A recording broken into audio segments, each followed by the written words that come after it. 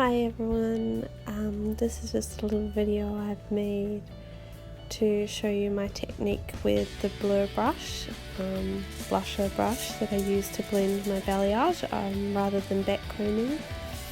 So I like to apply my product onto the foil that I've weaved in the section, and then I grab my blusher brush that I keep in a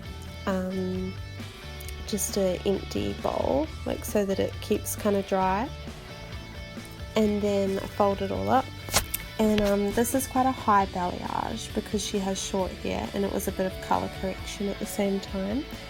So normally I do it a lot lower. It just depends on the client and their pictures of what they're after.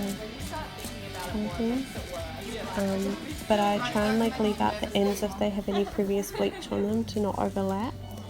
And as you can see with my blusher brush, I kind of blur it up a little bit so that there's no demarcation line from the foil.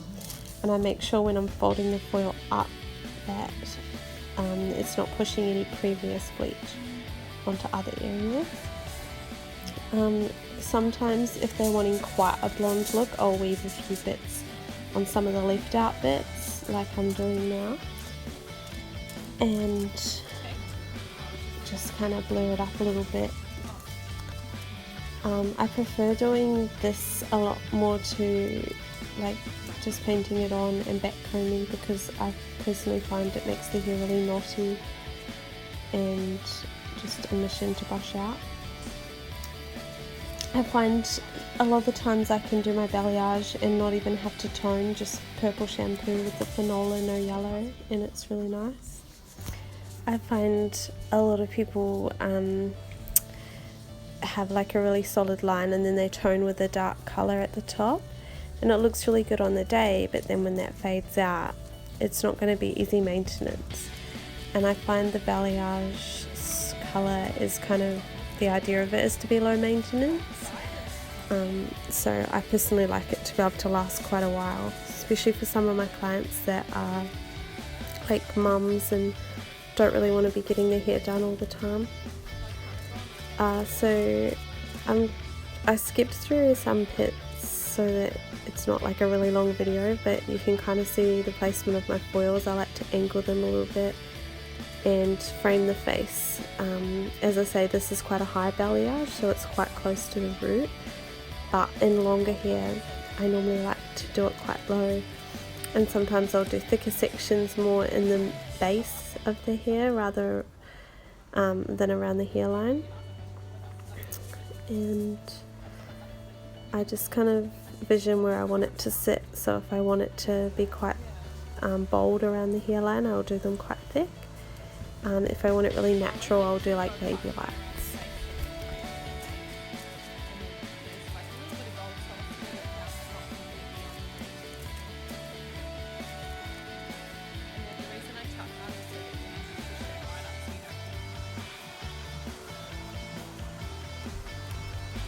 So as I'm checking my foils, you can kind of see it's lifting pretty well. This was only powder and 3%, but she didn't want like a really white blonde, just like a caramelly tone. So you can see that it's quite blended in the foil. It's not like a mark of where I've started the paint line. That's why I like blurring it up the top with the blusher brush, but I do like to keep it quite dry, the brush. That's why I keep it in a bowl with nothing in it. Remember, this is a really high balayage look and a bit of colour correction, so you can use this in long hair, but obviously change it to whatever the hair that you're working with. This is just a few other balayages that I've done using the same technique with the blur brush. Most of them are still quite high balayage because most of my clients still want to be quite blonde. But as I say, you can use the brush a lot lower and get the same blended effect with however high you want your balayage to be. Thank you for watching. I hope this gives you any tips that you need, and any questions, ask below.